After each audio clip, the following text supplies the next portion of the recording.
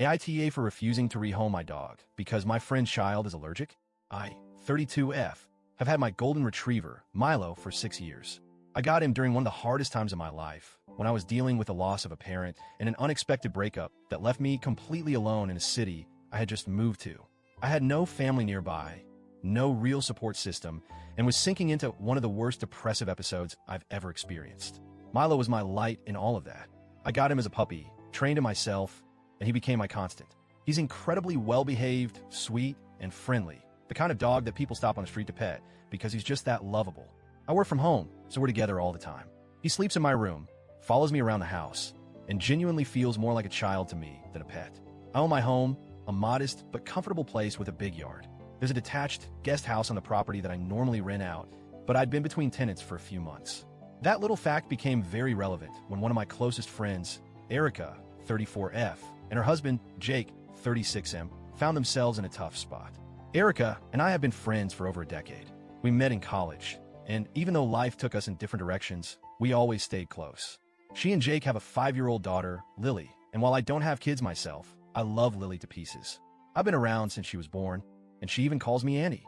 A few months ago, Erica and Jake hit a financial crisis. Long story short, they had to leave their rental unexpectedly due to their landlord selling the property, and they were scrambling to find something affordable. With rent prices through the roof, they were struggling. They had a temporary option to stay with Jake's parents, but that was several hours away, and Erica didn't want to uproot Lily from her school if she could help it. Since I had the guest house sitting empty, I offered to let them stay there rent-free until they got back on their feet. I figured it was a win-win. They'd have a place to stay, Lily wouldn't have to change schools, and I wouldn't have to worry about finding new tenants right away. But before they moved in, I made one thing very clear. Milo is part of my household. He lives in a main house, but roams the shared yard. That's his home. I made sure Erica was okay with that before they moved in, and she assured me it wouldn't be a problem. Spoiler, it was a problem. The first week was fine. They settled in, and I honestly thought it was working out well. Then, one evening, Erica sat me down and told me there was an issue. Lily, she said, was allergic to dogs. This was news to me. Erica had never mentioned it before, despite all the time she had brought Lily over to my house in the past.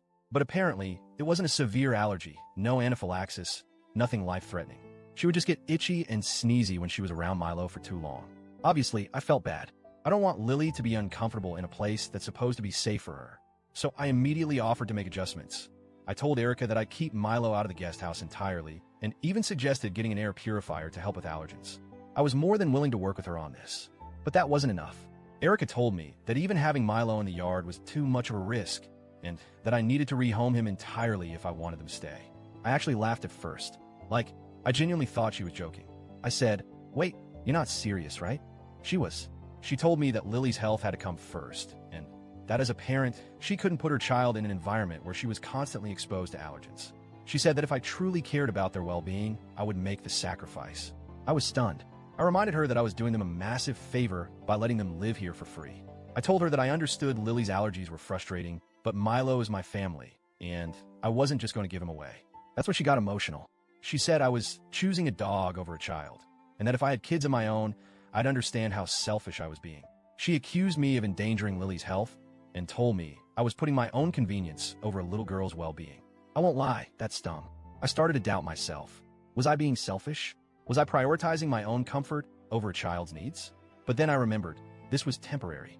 They weren't being forced to live here. They had other options. If the allergy was really that unbearable, they could go stay with Jake's parents. I told her as much. I said, "I love you guys, but I'm not giving up my dog. If it's that bad, maybe staying here isn't the right solution." She lost it. She called me heartless, accused me of not caring about them, and stormed out. That night, they packed up and left to stay with Jake's parents after all. Since then, Erica has barely spoken to me. She'll send the occasional passive-aggressive text, but she's clearly furious. Some of our mutual friends think she was way out of line for demanding that I rehome my dog, but others have taken her side, saying that as someone without kids, I don't understand, and that I should have tried harder to compromise. But what was I supposed to do? I did try to compromise.